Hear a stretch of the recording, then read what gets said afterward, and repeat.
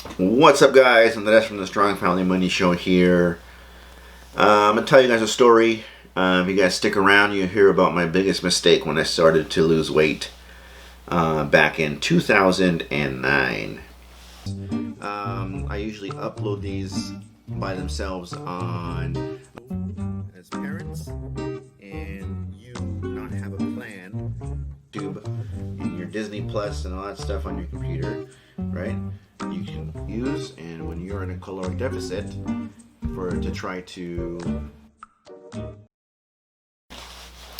So, 2009, I stepped on the scale, and I weighed 260 pounds, and it was all jiggly, right? So I think we went to Bed Bath and Beyond. Went to Bed Bath and Beyond. Everyone has, they have that scale section. Everyone steps on the scale to compare their weight. Jumped on and you can say this is probably not the truth, but it kind of snuck up on me. My wife had for our first child, and I pretty much quit activity cold turkey. Got kind of carried away on the sympathy weight that I gained with my wife. She really didn't gain any. I gained it all. So 260 pounds on January 4th, 2009. That month of January, I ate chicken breast and lettuce, and I was miserable. But I lost 20 pounds that first month. Then I did a little bit of research, and I went down the supplement rabbit hole, and I took 2 supplements that were delicious, which should have been my first clue. I gained lots of weight, which should have been my second clue. So for the first one was a popular protein powder. In the beginning, I got it in pre-done because out of convenience. Don't do that anymore. Then I got the powdered form, and it would taste like a chocolate shake. And I'm sure I made lots of gains. I think I looked at pictures, and I was still overweight, but you can tell that I went to the gym based on what I looked like, but I really wasn't losing any weight. I think I even went up in weight at that point. And the other one was a post-workout carb drink that tasted great. And again, it helped with my gains, but it didn't help at all with my weight loss. So my mistake was not completely understanding what I was doing when I started. If I were to do it all over again,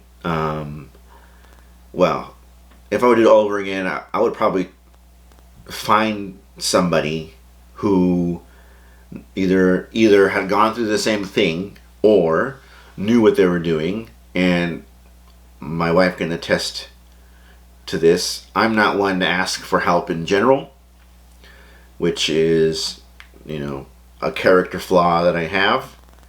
I would rather not do it not get done, or do it however I can do it, than ask for somebody to help me do it. But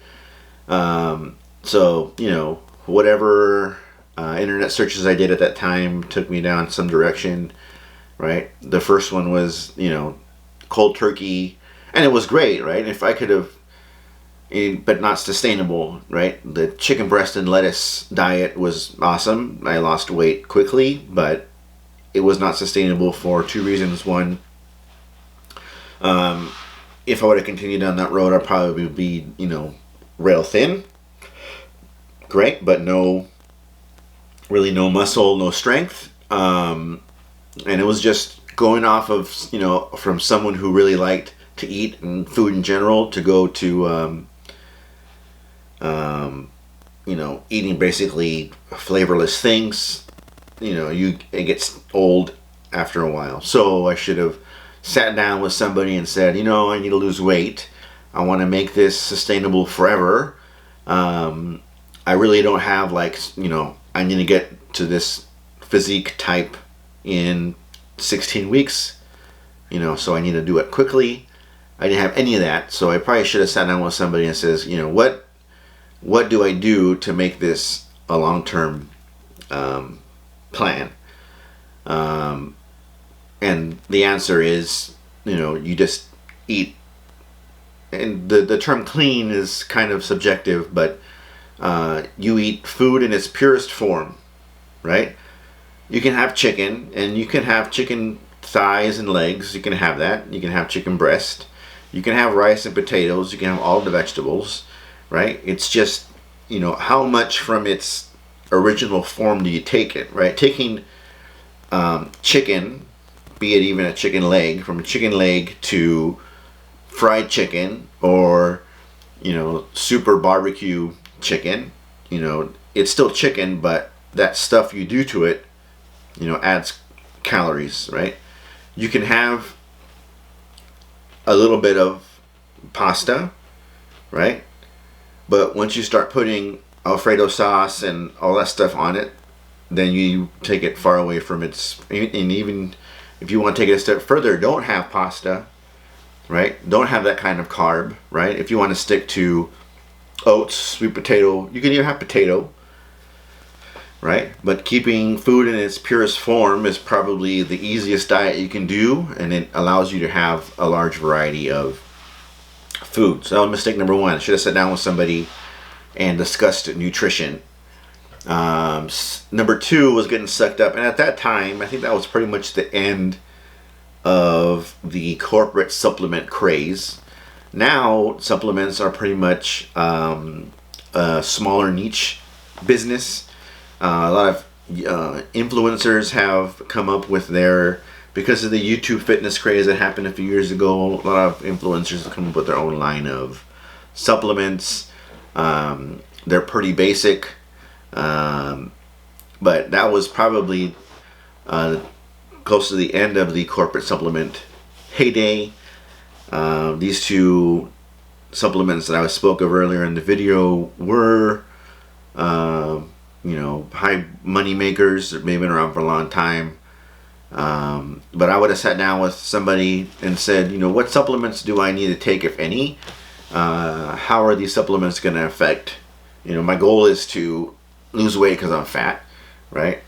What are these supplements going to do to that, right? And they probably would have said, definitely don't need that one, right? Because that one's, basically these supplements for somebody who was already pretty lean and strong, and they needed to increase their caloric intake and get the most out of.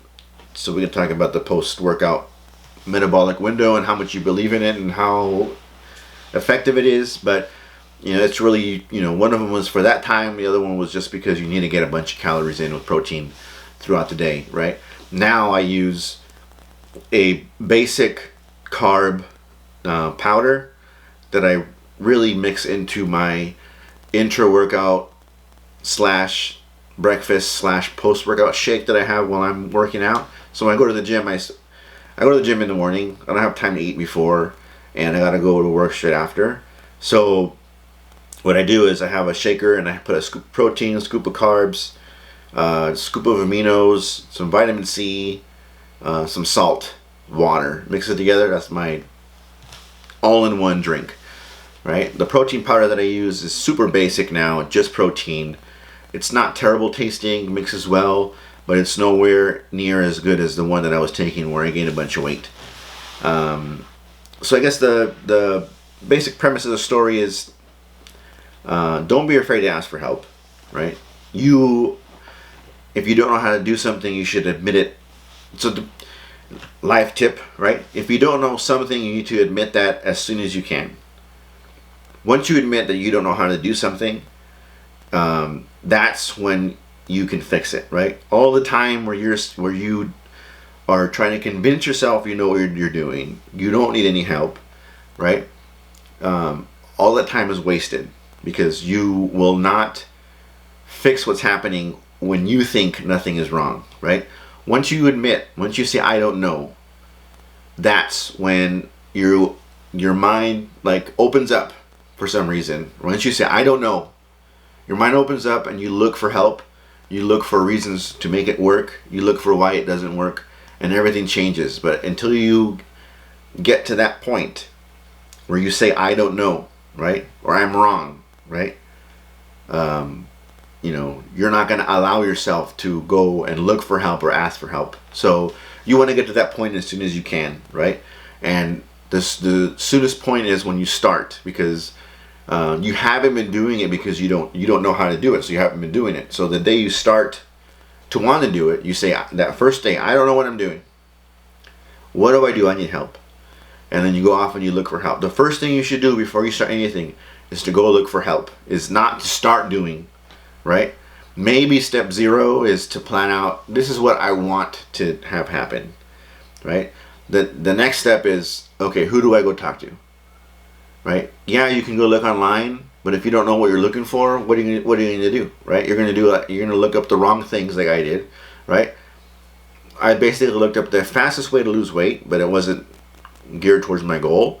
And I got to take supplements. I'm going to take these because they have the flashiest advertisements, which was the wrong thing to do also, right? So you want to get to the point where you don't know something.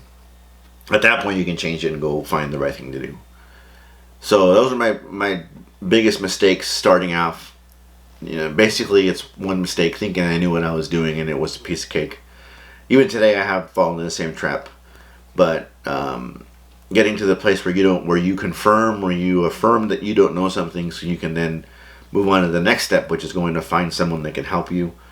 And don't be a moocher, right? Give them something, share something with them, help them with something they're doing, right? Don't expect them to give it to you just like a, brain dump, or here's the book that will help you change your life. No, right? Be gracious about it when you go ask someone for some help, because they can at any point say, "No, man, I'm not going to help you anymore. You're not, there's nothing in it for me," right? And I don't mean monetary. I mean, they see that what they're giving you is helping you achieve something, and you're gracious about receiving their help. So, different story, different topic. So anyway, get to where you don't know something as soon as you can, so you can then go find people to help you reach whatever you want to get to. Anyway, Andres from the Strong Family Money Show. Thanks for listening. I'll talk to you guys next time.